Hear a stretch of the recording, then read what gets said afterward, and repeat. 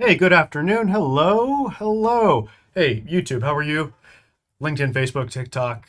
How's it going? Good afternoon. I'm Brian Manning, and I'm going to answer your questions tonight about winning asylum in America. Let me know in the comments what questions you have about asylum. I want to answer them and I want to talk with you about asylum. So, my name is Brian, and I used to be an asylum officer with the government, but now an asylum lawyer. And as an asylum lawyer, my law firm, we help immigrants all over the country to secure their future in America through asylum. And we're based in Texas, but it doesn't matter. We have clients all over the country. We can help people in any state, any city. So it doesn't matter where you are. If you think you might want help with your case, call me. Or actually, better still, just go to winasylum.com, winasylum.com, winasylum.com. Before you start leaving those questions in the comments, let me know where you're watching from. Love to see where you guys are at. Say hello. Let me know where you're tuning in from today on the Asylum Answer Show. Let me know where you're joining us from. We got Baba on YouTube, says Maryland. Hey, Baba, good to see you. So thank you for being here. Pleasure to see you. And let's see. Hello, hello over on TikTok. How's it going over on TikTok? We got LinkedIn. We got Facebook. Look, just to be completely honest with everyone, the best place to find us and to enjoy our content is going to be on YouTube. Okay, YouTube is where I've got my detailed trainings. Okay, I've got some really detailed tutorials about lots of different stuff that you need to know. It's going to, I think, really help you to improve your chances for success in your asylum case. So go to YouTube. Everyone who's watching anywhere other than YouTube, go to YouTube and check out winasylum.com. Again, strike that. YouTube is not winasylum.com. YouTube is Political Asylum Lawyers. That's the name of my law firm, and that's the name of our YouTube channel. So, Political Asylum Lawyers is where you can find us over on YouTube. But if you want to talk with us in a consultation, go to winasylum.com. winasylum.com. All right. Good to see folks checking in. Um, good afternoon. Good afternoon. I'm Brian Manning for everyone who just started is getting on now, and I'm an asylum lawyer. My law firm helps immigrants all over the country to secure their future in America through asylum. Let me know where you're watching from this afternoon. Say hello and let me know where you're watching from. Hey, on YouTube, good to see you. TikTok, good afternoon. LinkedIn, Facebook, hello. I'm Brian Manning. Look, before I get to your questions, I just want to repeat a message that I've been trying to remember to tell people more frequently than I really should, uh, or than I have been. I should do it more frequently than I have been. I mean, there's still hope. Okay, there's still hope to win your asylum case. I know that it may seem really, really difficult, if not impossible, given everything that's going on, given what we see in the news all the time about these enforcement actions, about new rules and policy changes to basically make it easier to deny asylum seekers and get immigrants to leave the country. I know it's hard to have faith, but I'm telling you, it's not impossible to win asylum.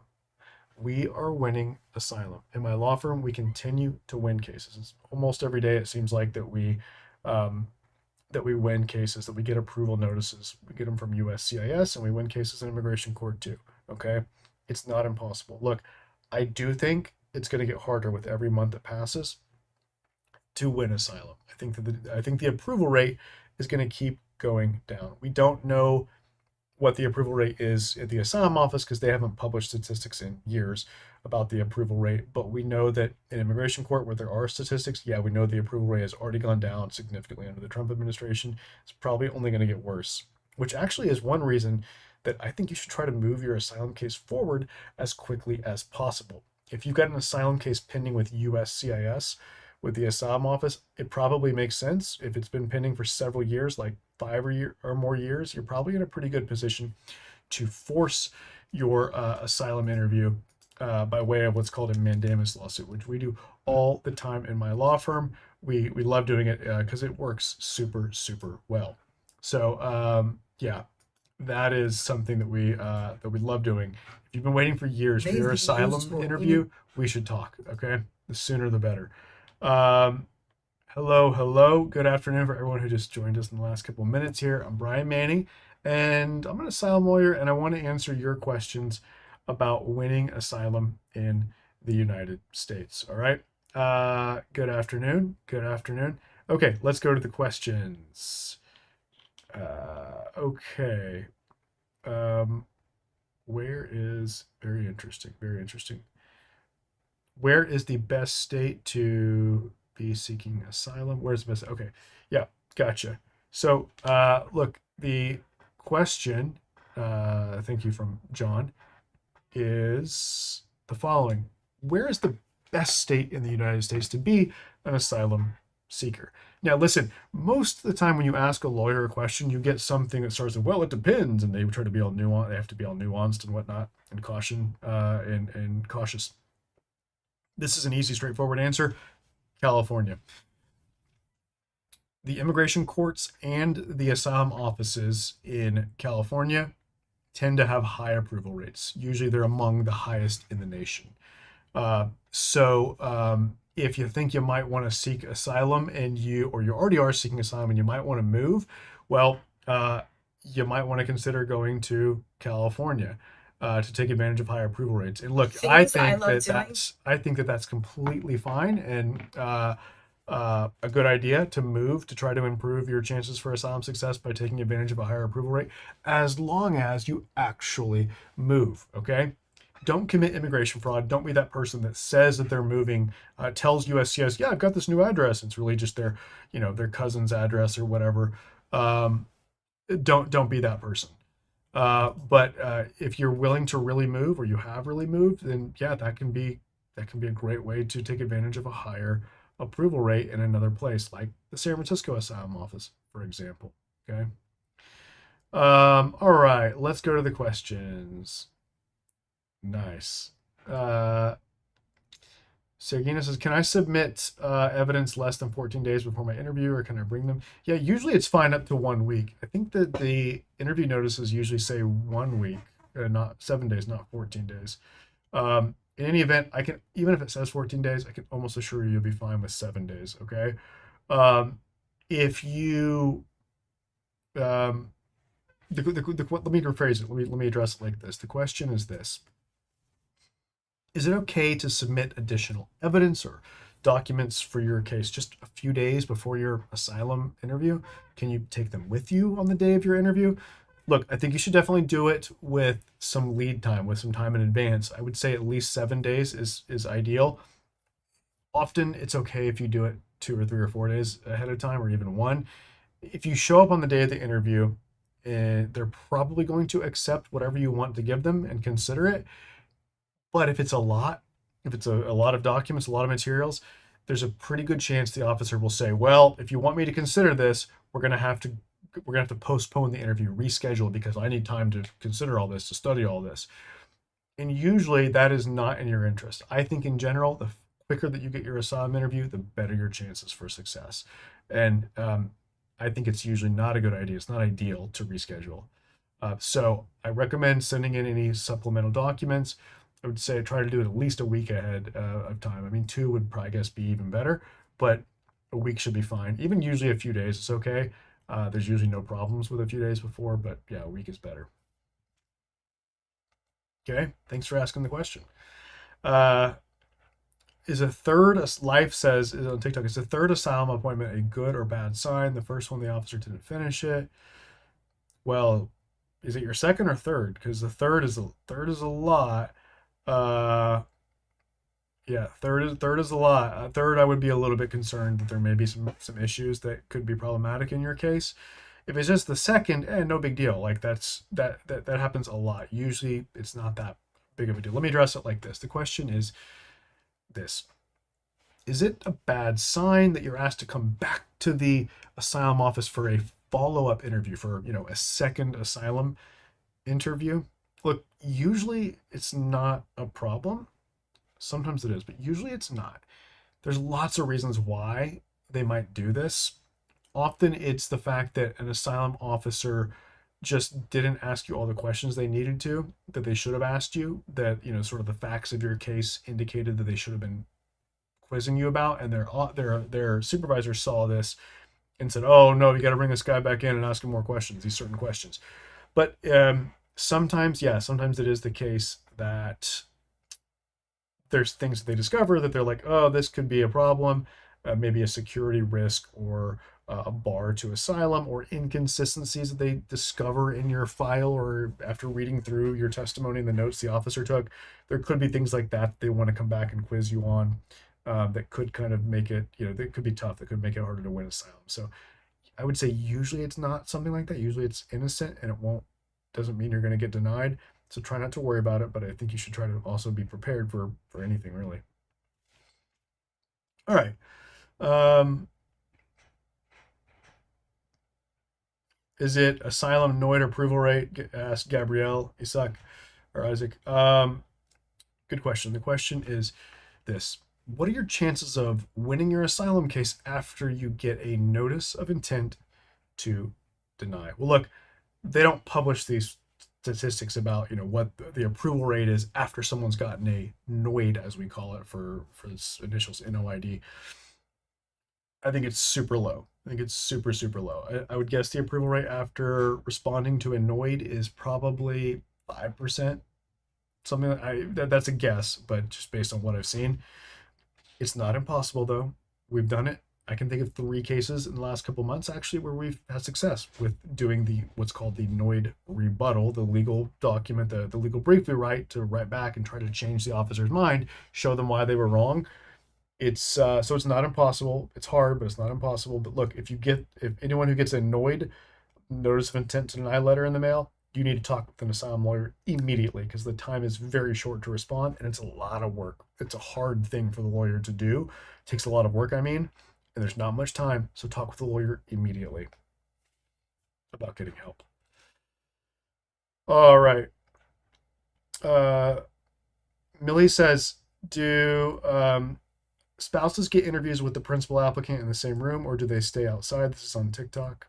The question is this: is your spouse, who is a dependent in your asylum claim, going to be asked questions about the case? And are they going to be in the room with you, the principal applicant, while you're answering questions? Well, to answer the first part first, they are probably not, almost certainly, not going to get substantive questions about your case. Your family members, spouse, and dependent spouse and children who are included in the case as dependents are only asked security questions normally, which are like, are you a terrorist? Are you a criminal? Asked like 20 different ways. And that usually occurs either at the very end or very beginning of the interview. And to answer the second part of the question, no, those people, your spouse and children, dependents in the claim, will not be in the room with you, and will certainly during the rest of the interview, during the substantive portion. They may be in there for the first part where you're doing the review of your asylum application and the officer's just kind of making small talk and going over some administrative things. But once it turns to substantive question and answers time, almost certainly your spouse and children will not be in the room with you. Just you'll be alone. Okay. What about the affirmative approval rates for affirmative asylum cases in New York and New Jersey? Is it high or low? Interesting question, Latif Mamadi. The question is this: is there a high or low approval rate or what in the asylum offices for USCIS in New York and New Jersey? Well, look, it's interesting because the Newark office, the Newark Asylum Office of New Jersey, has a pretty high approval rate, or at least it's decent. It's a little bit above, I think it's above the national average. But the New York Asylum Office, despite that they're a couple, a few miles away from each other, has a very low approval rate, one of the lower rates in the country historically. It's weird that it is like that. And it's also weird in light of the fact that the immigration court in New York has a very high approval rate, but the New York Asylum Office has a very low approval rate. So, moving just a couple miles may be enough to take advantage of a much higher approval rate if you switch from the New York Asylum Office to the New Jersey, or to the Newark, as it's called, Newark Asylum Office. Okay. Um, Alrighty.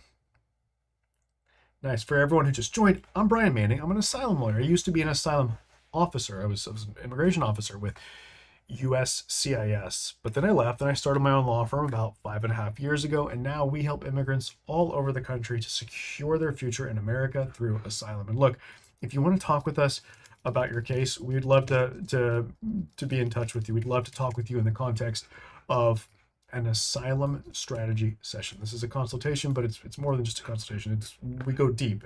It's not just a little 15-minute call uh, with with somebody. It's a nearly hour consultations, 50 minutes, 50, where we're going to go deep about your case. First of all, we're going to get to know you a little bit, and we're going to get to understand your situation and your case, and then we're going to tell you in detail. If we think we can help you, we're going to tell you in a lot of detail exactly what we're going to do, what the plan, what the strategy will be to give you the best possible chance of securing your future in America through asylum, of winning your case. All right.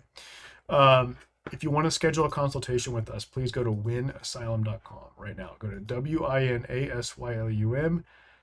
WINASYLUM.com. I'm going to put that in the chat. I wonder if I can pin these comments in the chat. Consultations. Oh, Beautiful literally just asked on TikTok, how can I book a consultation with you? Go to winasylum.com. WINASYLUM.com. Okay. WINASYLUM.com. What about Massachusetts? Good question. The question is this: what's the approval rate like in the Boston Asylum office? It's really low. I think it might have been the lowest last year, or last year for which statistics were available at least. It's really low.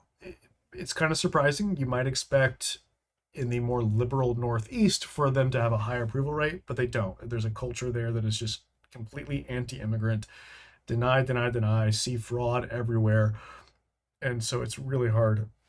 It's really hard to win there, unfortunately. In the Northeast, the Newark Asylum Office usually has a pretty high approval rate. New York is actually very low. Unfortunately, the New York Asylum Office is low. When you get over a little bit down and over to Virginia, the Arlington Asylum Office has a pretty high approval rate usually. Over in California, usually you have the highest rates in San Francisco and Los Angeles as well. Okay.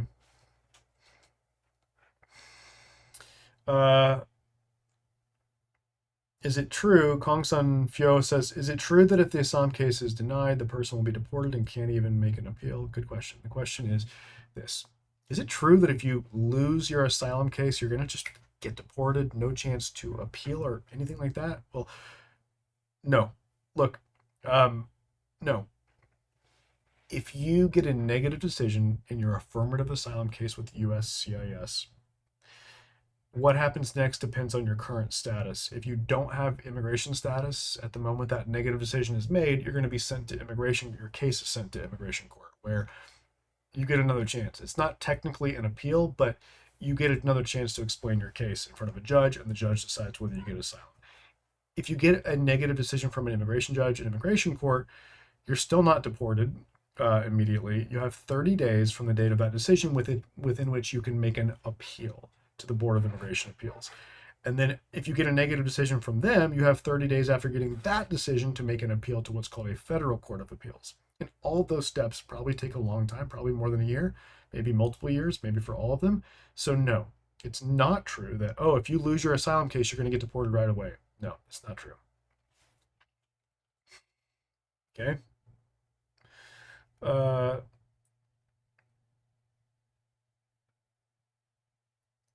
All right. Yeah, Vegas says Bella Vegas says family of 4 Iranians entered illegally in Nevada. Nevada, how'd you enter illegally? Okay. Chance to get asylum. Yeah, there's a chance. There's a chance. Look, the laws are tricky around this depending on when they entered and um, the policies in place at the time or the policies in place now. Also, so it's hard to say. Look, it's I can't tell you, Bella. I can't tell you. Yeah, they got a good chance, or no, there's no chance. Like there's a chance, because there's exceptions even to these harsh sort of asylum ban type rules. So we'd have to talk with them in detail. in the context of an asylum strategy session to know whether there's a realistic chance, like at all, or how strong of a case they have. That's something we have to talk about in detail in a consultation. All right. All right. Uh,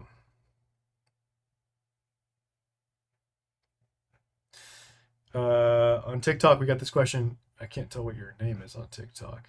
I got an asylum interview in less than a month after applying for asylum. Is that a bad sign? Very good question. Very interesting. The question is this: is it a bad sign that you got your asylum interview really fast after applying? Like, let's say a month after applying, maybe even less, 2 months, something quick.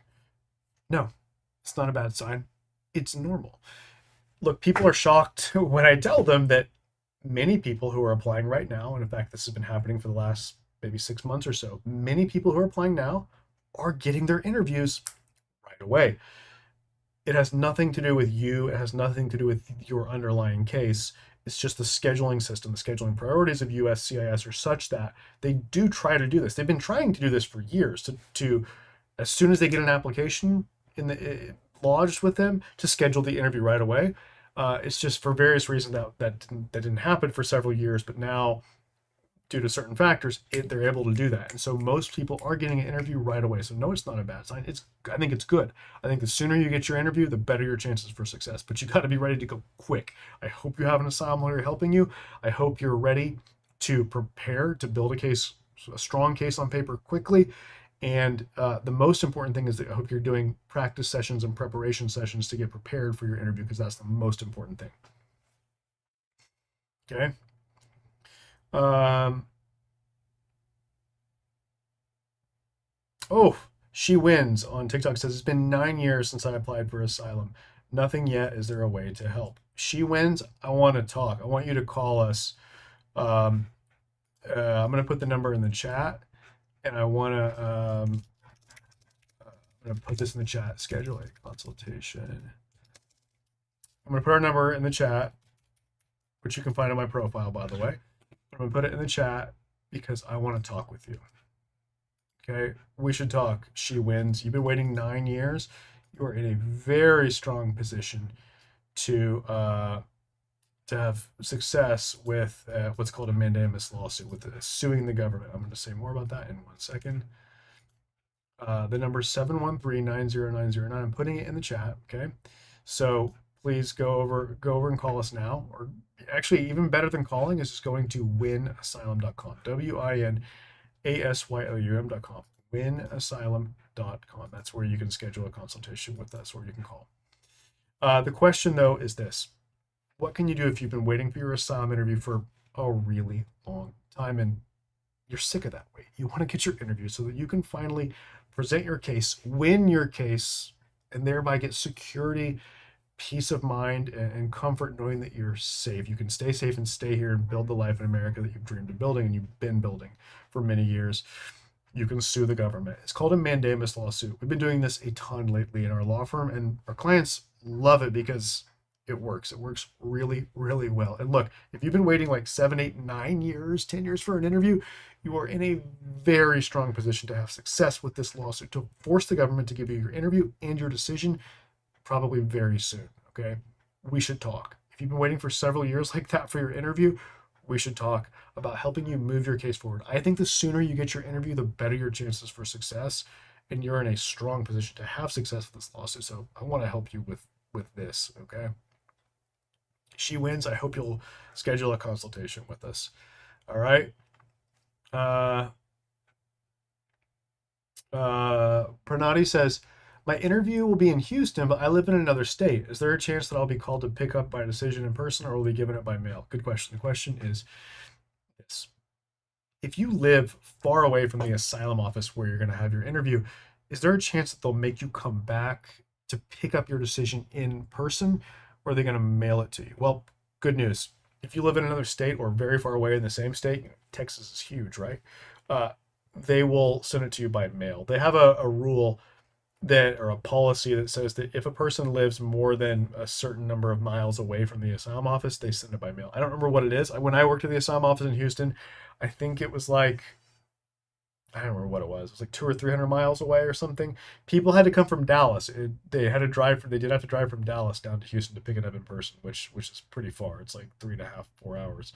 But a little bit beyond that, and no, they wouldn't have to. Like someone from Oklahoma would not have to come to Houston. We would mail it to them. So the good news is, if you live in another state, it's going to be mailed to you. You won't have to go in person. Okay.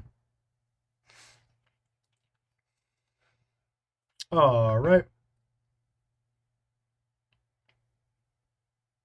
Uh, yep. Yep. Nice. Uh,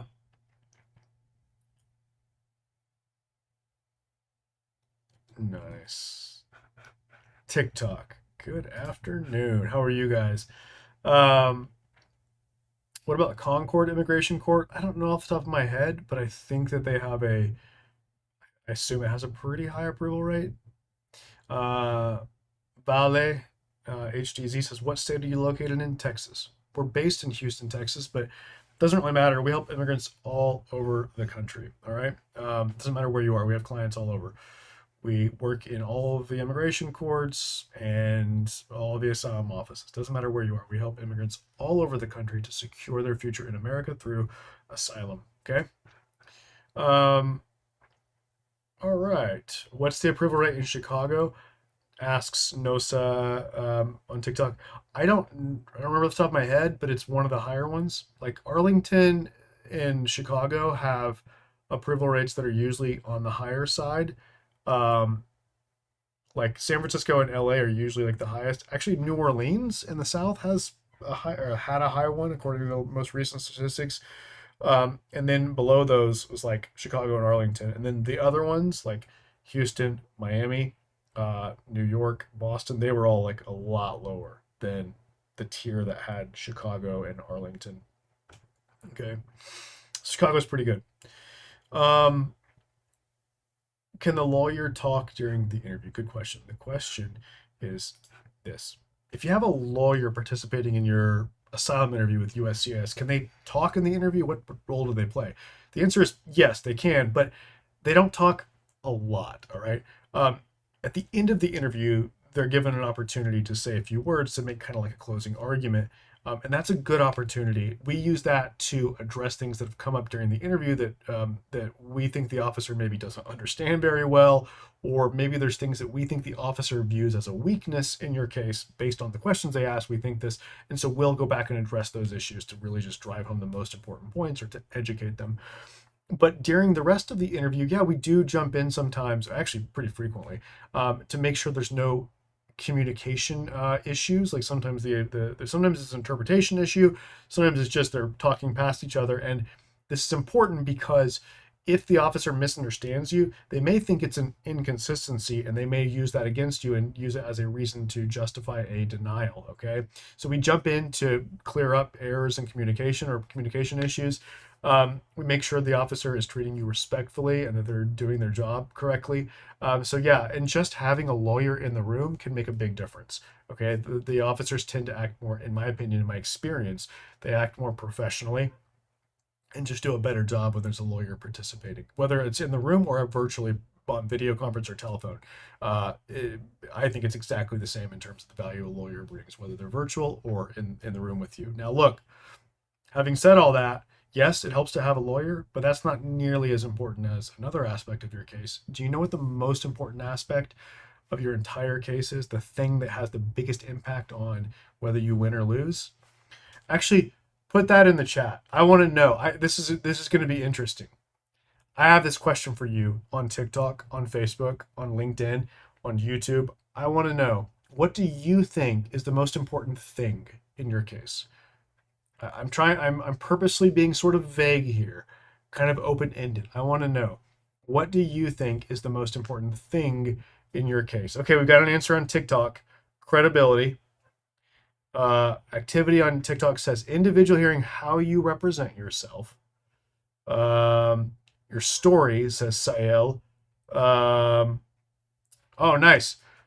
I have to break in and interrupt myself to say that Nosa says, "Thank you so much, Brian. Your office helped me get the date for my interview after 8 years."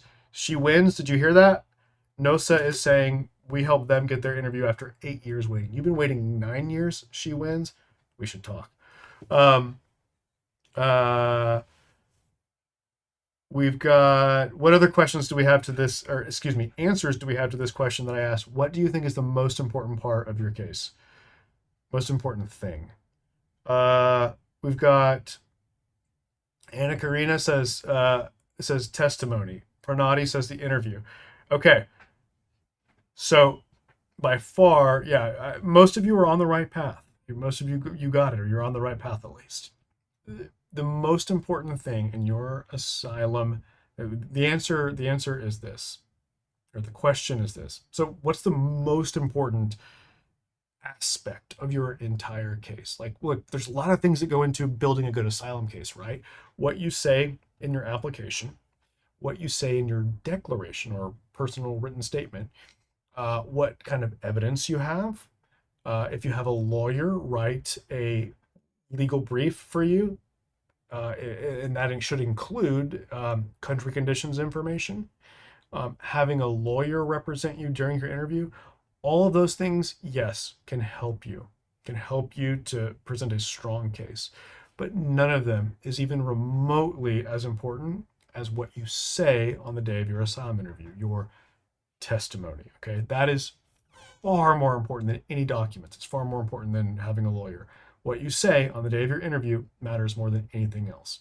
And therefore, the thing that you can do to give yourself the best possible chance, the thing that you can focus on, your time, your resources, including your money, is preparation, preparing for the interview, practicing for the interview, educating yourself on what's going to happen, how you can best handle yourself, how to handle the interview, and then practicing it, getting expert guidance and practicing. The preparation is the most important thing you can do to increase your chances for asylum success, by far, not even close. I say this as a former asylum officer who's now an asylum lawyer. My firm has had over like 1,000 clients. Um, I've done thousands of immigration interviews as an immigration officer when I worked for 11 years for the government's two main agencies for asylum and refugee matters. And I tell you without hesitation and with full confidence, I truly believe that the preparation, the practice that you do for your interview is the way that you can really make the biggest difference in your chances for success. Okay. We started offering not long ago a service, an offering that is just for this, that's for preparation. I was seeing that we were getting tons of calls from people that are getting their interviews, and they don't have a lot of time to prepare in a lot of cases because, as I said earlier, many people are getting their interviews right away now.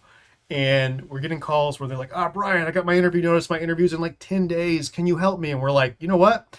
We don't have time to do documents. We don't have time to help you with a declaration. We don't have time to help you with evidence. We don't have time to help you with a legal brief. And look, our lawyers, our calendars are already full for that day of your interview, so we can't represent you that day either. Um, but here's something we can do. We can help you prepare. And that is the most important thing. So either there wasn't time for us to help them in sort of a full representation, or a lot of people just don't have the money, right? It's expensive. It costs a lot to hire us for like full representation in your case. So what we're able to do though is we're able to offer the most important thing at what I think is a reasonable price that more people can afford.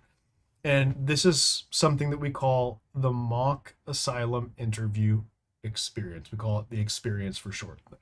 Once again, the mock asylum interview experience. And this is preparation. It's preparation for your interview. And what it is two practice sessions. The first one is 2 hours long, and it entails a full scale mock interview where you're going to experience basically everything you'll experience on the day of the real interview. So you'll feel like you've been there and that you've done that. You see what kind of questions you're going to get. You know what it feels like to be in that position. You know what the different procedures are for the day. All that's going to give you confidence for the day of your real interview. And then we do a second session with an asylum lawyer of 30 minutes. This is called a debrief session where we give you feedback on how you did, how you performed during the practice interview, the mock interview. And so we give you feedback and all of our best tips on how to do better, how to present your case in a clear and compelling way. Okay. And then we're going to give you videos. We record these, and we're going to give you the video recordings of the 2 sessions, transcripts of the 2 sessions, and an AI generated summary of the 2 sessions so that you can keep studying all this right up until the day of your interview. Whether that's 2 weeks from now or 2 years from now, you can still benefit from all these resources from doing the mock interview experience with us right now. I think it's the single most beneficial thing that you can do to increase your chances for asylum success is our mock asylum interview experience. Okay. But you got to do a consultation with us first. We actually don't offer it to everyone. You got to qualify for it. If we think that you have no chance of success, we're not going to offer you this service. I wouldn't feel comfortable taking thousands of dollars from someone if I don't think we can add value in a meaningful way. And so you do have to qualify for it, which we are going to assess in the context of an asylum strategy session or consultation. Okay. So if you want to do the mock asylum interview experience with us, the first step is a consultation, doing a consultation with us to see if you qualify. Okay. The consultation costs $97, and the mock asylum interview experience costs $3,000. Well, technically it's $2,997, almost $3,000. Okay. So first step consultation, $97. If you qualify, we can offer you the mock asylum interview experience that costs just under $3,000. Okay. All right, that's that. KOR says, "Hi, sir. My interview was 8 years ago. The Los Angeles Asylum office says your case is under extended review due to background check. I'm Afghan. Sue them, KOR. You should sue them. I think you should just discuss with an asylum lawyer the possibility of suing them to force your decision. It doesn't matter that it's in a background check. They can finish it. They can take effort to get it done. If you sue them, I think they probably will. I think you have since you've been waiting 8 years for your decision, there's a very good chance for success in getting it done in the near future with a mandamus lawsuit. We would love to talk with you about that, KOR. We do these all the time. We've had a lot of success with these. Our clients love them because they're very successful. I think you're in a very good position to have success, KOR, with getting your decision by filing a mandamus lawsuit. So I hope we have a chance to talk about that. The best way to do that, to schedule a consultation, is to go to winasylum.com. Go to winasylum.com to schedule a consultation right now. You don't have to wait till this live is over. Just go literally right now. Go over to winasylum.com and schedule this consultation right now. Okay. All right. TikTok, LinkedIn, Facebook. Good afternoon for those who just joined us recently. Wildlife asks, what's the best state on TikTok what's the best state to win asylum? California. California. Easy. Is it CLRNS says, is it normal for the officer to do the interview without looking at my case before it? I saw that you said earlier in a comment that they did not review the personal statement. It was clear to you they didn't review your declaration before it. Good question. The question is this. So is it normal for an asylum officer to not have reviewed your file before they do the interview with you? So you're saying that, look, it was clear that the asylum officer had not read your declaration, like they said that, or it was obvious they hadn't. Is that normal? It's not the usual thing. Usually they do at least read your declaration and skim through your evidence and read your asylum application, but sometimes they don't. Sometimes they're just too overwhelmed. They're too behind in their work, and they take shortcuts and they don't read like anything. They'll look at the app. They will read the application, but they might not read anything else, including your declaration. So, yeah, it's not the norm, but it definitely does happen. Okay, which, look, just goes to show you that the application, the declaration or written statement, the evidence, any legal brief you have, country conditions information you submit, all of that, it can help your case, but it's not the most important thing. It's not the thing the officers care about the most. What do they care about the most? Your testimony, what you say on the day of your interview. And the single most beneficial thing that you can do to increase your chances for asylum success is preparing for that interview, preparing for your testimony, practicing the interview, learning about what's going to happen at the interview, learning what to expect, learning what the questions are, learning how to answer questions, and practicing this. And we do this with our clients in the context of a mock asylum interview, a full-scale practice asylum interview followed up by a follow-up session, a debrief session. That's how we do it. And that's what we love helping people to do because it's the most impactful thing we can do to help someone win asylum. Okay. Um,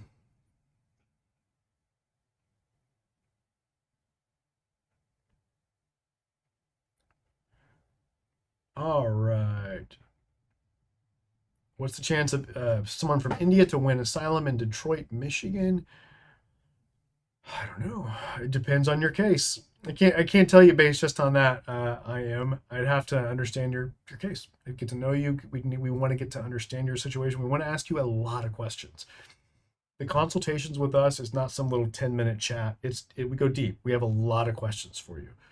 And if we think that we're in a position to help you, we're going to explain how concretely what the steps are that we're going to take to give you the best possible chance of winning your case. Look, I think that if you call around and do a couple consultations with other immigration lawyers, you will find that most of them will not tell you what they propose to do. They won't tell you what their strategy is or what their plan is to build your case and to give you the best possible chance to win because they don't have a plan.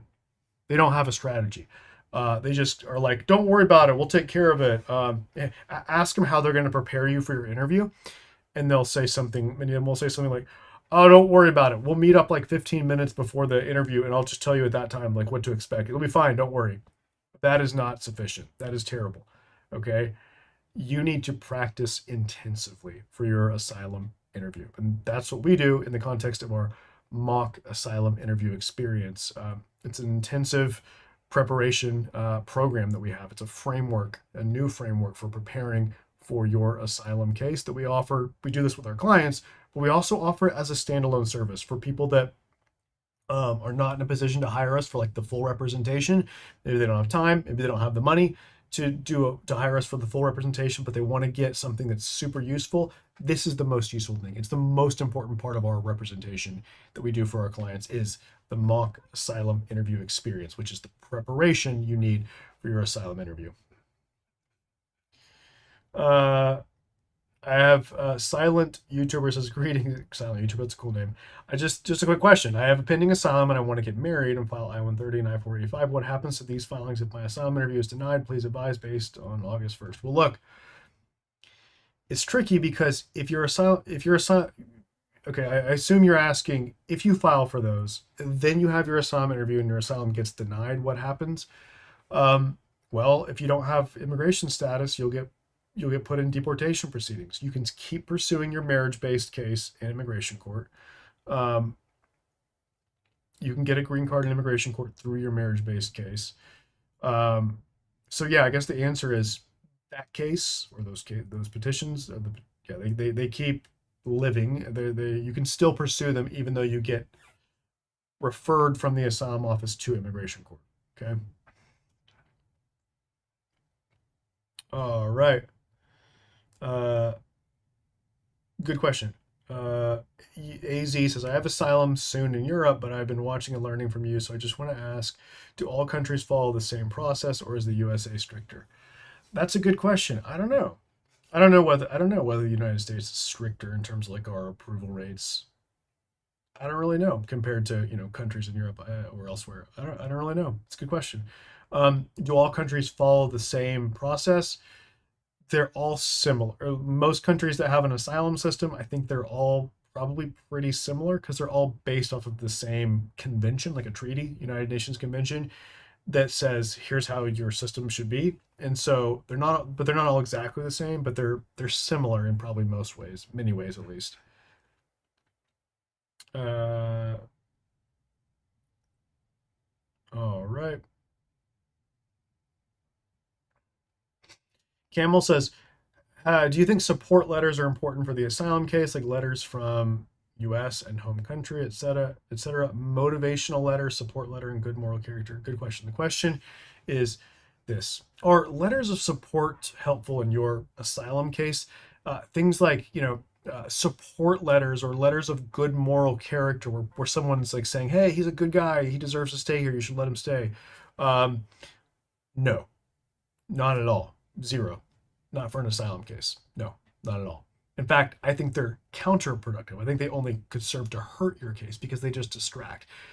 Any document that's in your case that is not directly supporting, affirmatively helping your case stands to distract from your case, okay? And that's bad. These things, like letters from people that are like, he's a good guy, you should let him stay here. No, that is not helpful at all, okay? I know, I understand why you could think that it would be. It makes sense, but it's just not. The asylum officers don't care about that. They want to know, do you meet the strict requirements for asylum eligibility? And being a good guy is not one of them. Being a smart, sophisticated person who has a good university degree and who has a good job in the United States and who's a good family person and who does community service, all that is great, but it's not helpful for your asylum case. You need to understand what the requirements are for asylum, understand what the officer really wants to know, and you need to come up with a framework and a plan and a strategy to give that to them. That and nothing else. Nothing else. Okay? That's what I think. All right. Um,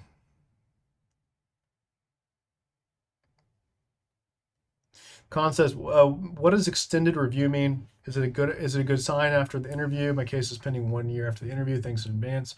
No, it's not a good sign. Is it a bad sign?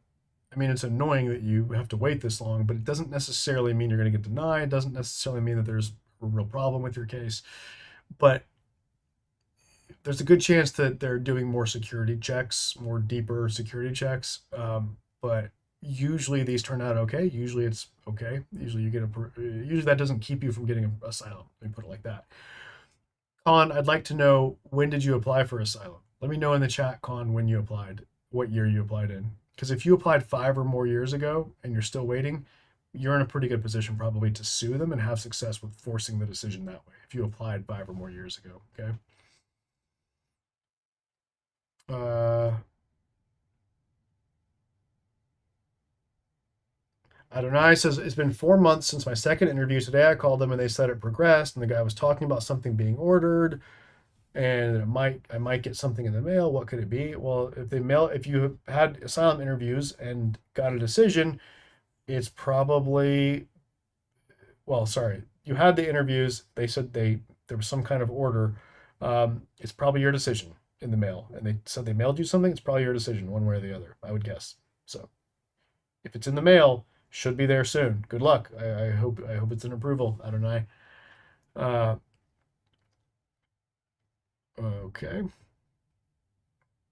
It's me, Z. Good to see you here. Thanks for being back with us. Good to see you again here. Says, if my wife converted from Hinduism to Islam and wants to change her name to reflect the same after marrying me, should she change the name before filing for Islam? Will that help establish credibility? Uh, yeah, it could. Yeah, yeah, it would. It would. It might help a little bit. Yeah, it can only help. It, it's a good signal that is serious about this, which yes can help go to credibility. And if your case is based on this, the fact that she has been harmed or is at risk because of her religion or her conversion, then yeah, doing something that shows that you're taking your religion, your new religion, very seriously, and that would be a signal that would be a palpable, or at least a obvious, clear sign to the feared persecutors that you possess a characteristic that they don't like. That's a good thing, right? I mean, for your case, for her case, I don't know if she's the principal applicant or you are, but yeah, if you're the principal applicant, um, it only helps if you're saying that the persecution that you fear is because these people don't like the fact that you're married to, or that you're married to someone from a different religion, or that you converted her from, let's say from Hinduism to Islam. Um, I guess what I'm trying to say is it probably helps you. It helps you less if you're the principal applicant. The fact that she goes and changes her name probably doesn't help you that much. If she's the principal applicant, yeah, it's a pretty helpful thing if she changes her name in accordance with what she understands to be, the dictates of her new religion. Yeah. Okay.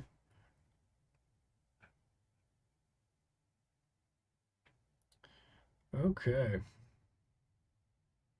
Oh, they haven't mailed anything, Adonai clarified. He said I should expect something in the mail, and so I can assume I will get a decision soon. No, not no. You cannot assume you'll get a decision soon. Um, You might not. I would not assume that. Can we reschedule the asylum interview 2 times because of relocation? Um, that's tricky. If you, let me think about this. If it's actually scheduled and you ask to reschedule it because you have moved, if you move into a new jurisdiction,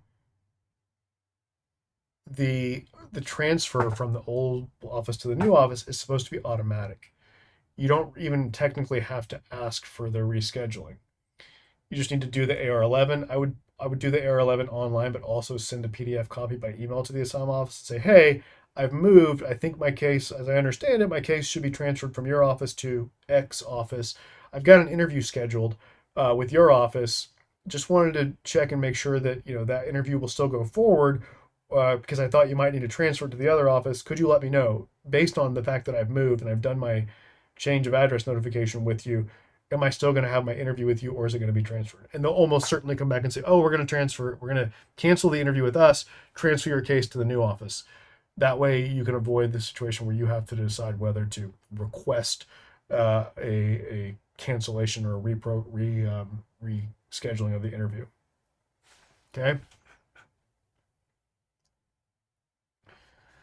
Uh, okay. It's me, Z. She's a principal applicant. Okay, cool.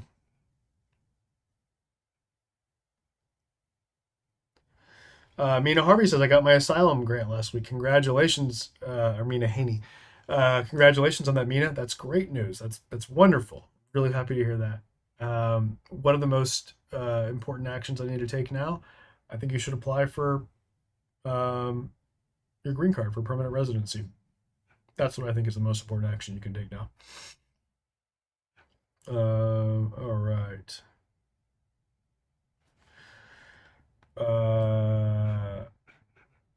Okay. Good to know. TikTok, how are you? Hi,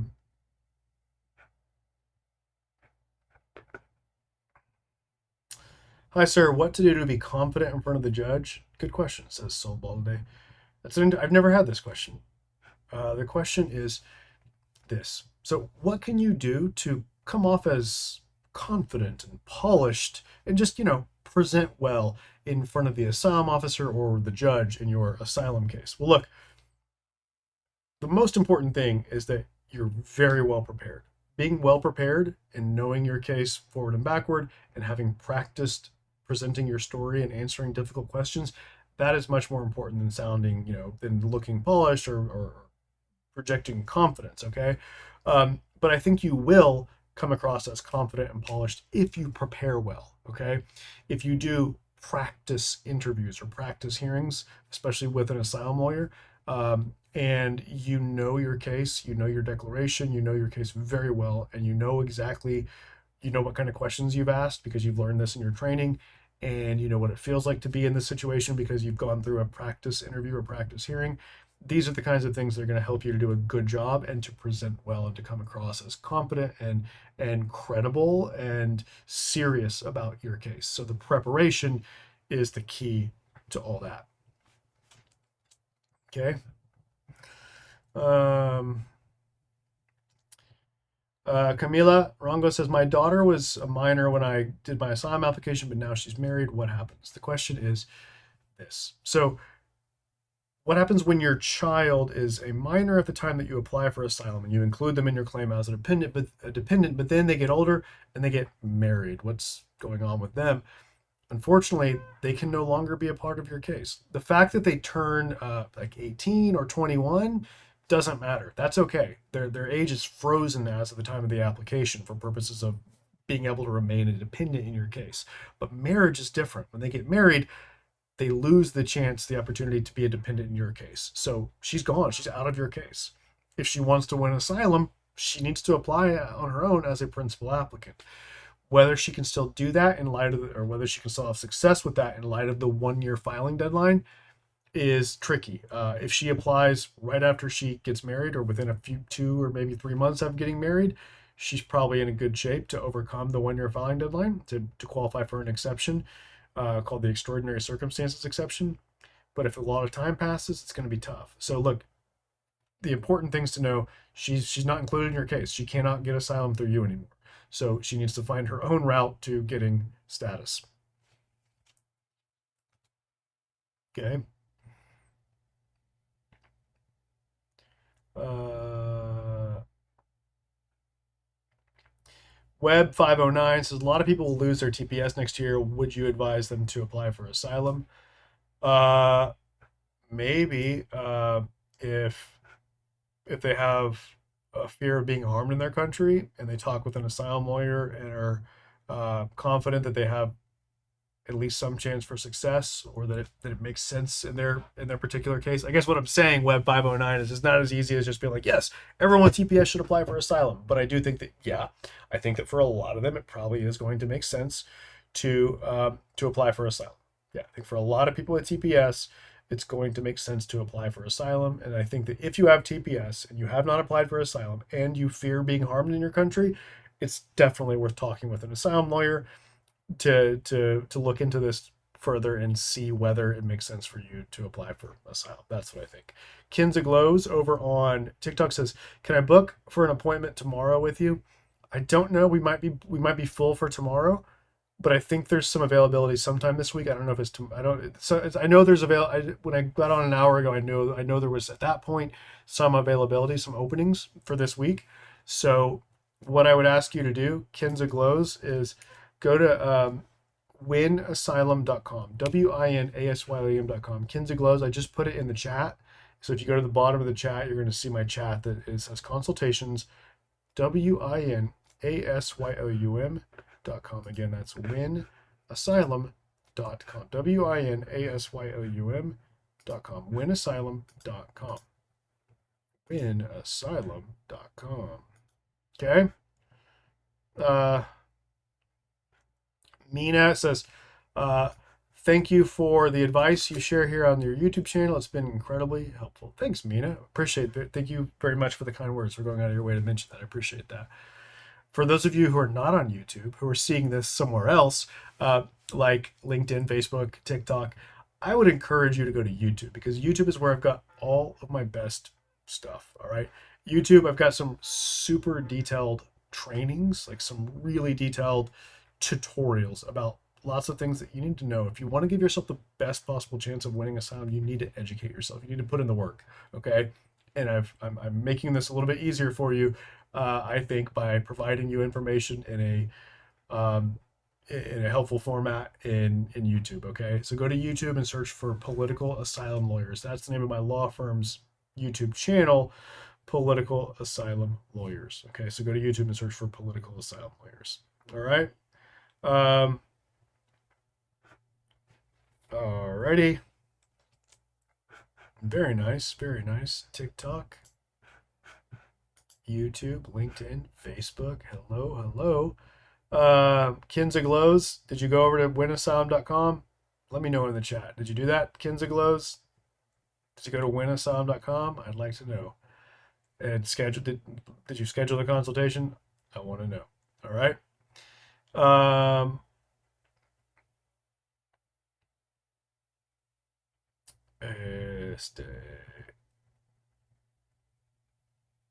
Nisha says, can you expedite asylum if there's imminent danger? Uh, yeah, yeah. This is a situation where if you have like serious health problems or something here that is kind of an emergency or very serious, that could possibly be made better by the fact that you get your immigration case done with, yeah, that can serve as what's called an urgent humanitarian reason for expediting your interview. But also, if like your family back in your country is in danger, that can also be a reason. Like for your spouse and your children who are who were under 21 at the time you filed for asylum and who remain unmarried, if they're in danger, that can be a reason to request an expedite based on what are called urgent humanitarian concerns. Okay.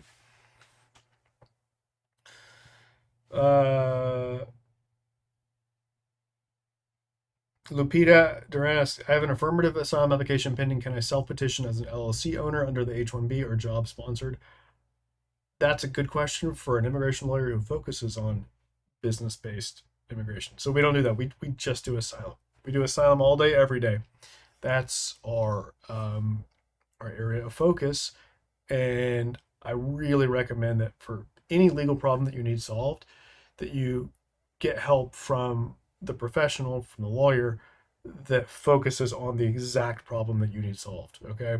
So I think you should talk with the lawyer who focuses on business based immigration about that issue. Okay.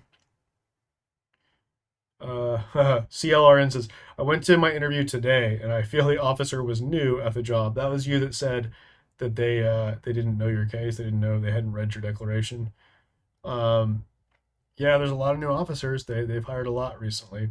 So yeah, there are a lot of new ones, and there's a lot of them that are not very good. Of course, there are some that are great. Um, there's some really good ones, but there's some that are there's I think there's a lot that are not good. Okay. What most likely will be the result in an asylum case for a couple who's been in the U.S. for 27 years? Um, it's not impossible to win that case if there's been a changed circumstance, which is one of the categories of exceptions under the 1 year filing deadline. Like if something has happened in your country that's changed, that like now you're at risk in a way that you weren't previously, and you need asylum now more than ever. That can be a changed circumstance that will allow you to get around the 1 year filing deadline and win asylum, even though you've been here many, many years.